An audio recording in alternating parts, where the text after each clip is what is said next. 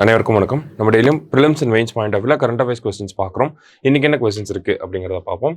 முதல்ல பார்த்தோம்னா, in which place new year is first celebrated அப்படின்னு கேட்டிருக்காங்க. புத்தாண்டு எந்த இடத்தில் முதலில் கொண்டாடப்படுகிறது அப்படின்னு கேட்டிருக்காங்க.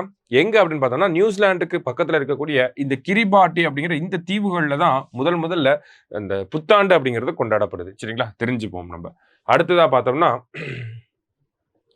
Thirukkural week will be celebrated இன் அப்படின்னு கேட்டிருக்காங்க. திருக்குறள் வாரம் எப்போது கொண்டாடப்படும் அப்படின்னு கேட்டிருக்காங்க.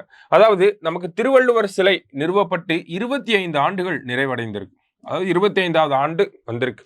ஓகேங்களா, ஜனவரி 1 2000 ஆண்டுல தான் நமக்கு கலைஞர் அவர்களால் இந்த திருவள்ளுவரின் சிலை அப்படிங்கிறது திறக்கப்பட்டிருக்கும். இப்போ 25 ஆண்டுகள் வந்திருக்கு. ஸோ அதற்காக நம்மளுடைய முதல்வர் புதுசா ஒரு விஷயத்தை வந்து சொல்லியிருப்பார். ஒவ்வொரு வருஷமும் டிசம்பர் மாதம் இறுதி வாரம் இருக்கு இல்லையா, இந்த டிசம்பர் மாதத்தினுடைய கடைசி வாரம் அப்படிங்கிறது திருக்குறள் வாரமாக கொண்டாடப்படும் அப்படிங்கிறத சொல்லியிருக்காங்க. So last week of December அப்படிங்கிறது தான் சரியான பதில். சரிங்களா, அடுத்ததா பார்த்தோம்னா,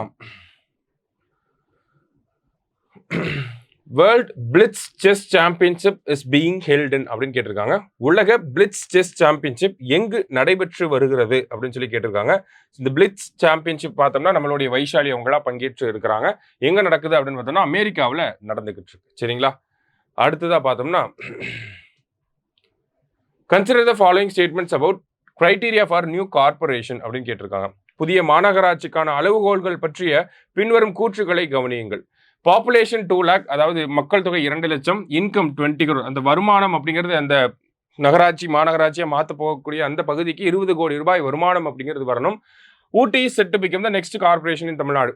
அடுத்த கார்பரேஷனாக தமிழகத்தில் ஊட்டி வரதுக்கான வாய்ப்புகள் அதிகமாக இருக்கு.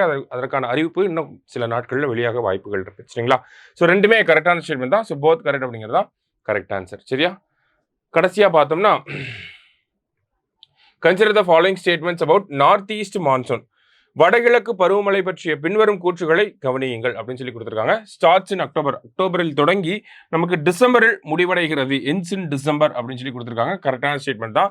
ஆவரேஜ் ரெயின்ஃபால் பார்த்தோம்னா 44.2 சென்டிமீட்டர். சராசரி மழை அளவு அப்படிங்கிறது 44.2 சென்டிமீட்டர் அப்படிங்கிறதும் சரியான ஸ்டேட்மெண்ட் தான்.